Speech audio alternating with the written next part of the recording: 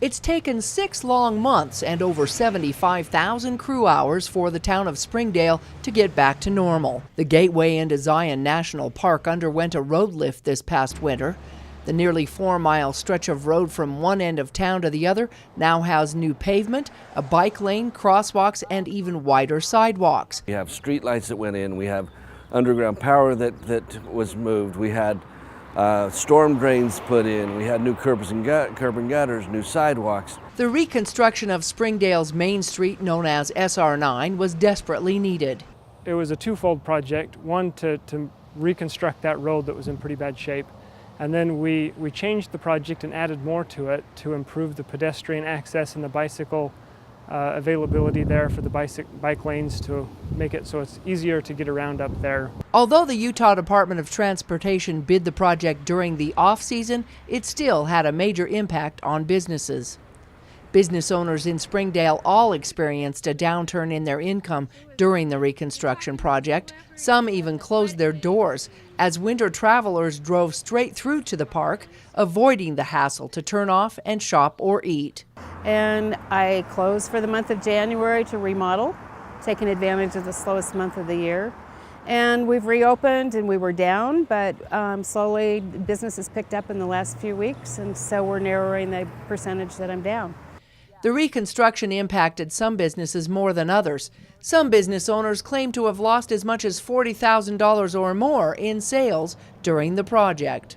It was to where a lot of people said, well, I'm not coming back up to Springdale, and it was almost to the point where we said, please don't come to Springdale during the construction. The contractor had to work an accelerated schedule, working 2 shifts, 6 to 7 days a week to accomplish the time frame that they had to get the project done. But despite the mess and sacrifice, Dodie said she's glad it's over, and she believes it's worth it. I'm happy with the construction, and they did a fabulous job. It's amazing what they did. There was, in front of my store, there were one hole, and they'd bury that, and then they'd dig another hole and bury it. They have night construction. It's an amazing feat that they've accomplished in 6 months' time. They're going to enjoy walking on an 8-foot sidewalk instead of a 4-foot sidewalk. They're going to be able to ride bikes throughout town. They leave their cars and don't even have to worry about that. I mean, it's just a lot more beautiful, a lot more convenient.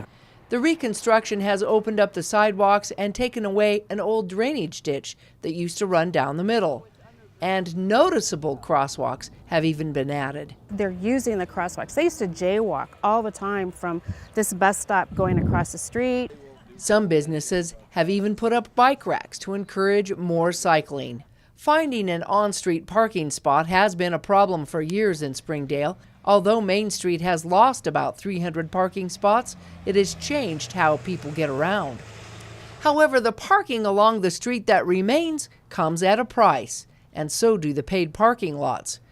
The cost at this lot is $20 a day. The mayor reminds people that there is always the free shuttle service. The shuttle is free through Springdale and up to Zion National Park. They connect each other, and even if you don't go up to Zion, you can go throughout Springdale on the shuttle for free. You don't need your car at all. You park your car, you can get anywhere in Springdale that you want to get into. Whether you ride, shuttle, walk, it's all convenient. The nearly $19 million state road project came in on time and just in time as businesses gear up for the upcoming Memorial holiday weekend. People can still find a place to park. Memorial Day weekend, we're going to see how that goes. That's our big test. But the construction in the area isn't quite over yet.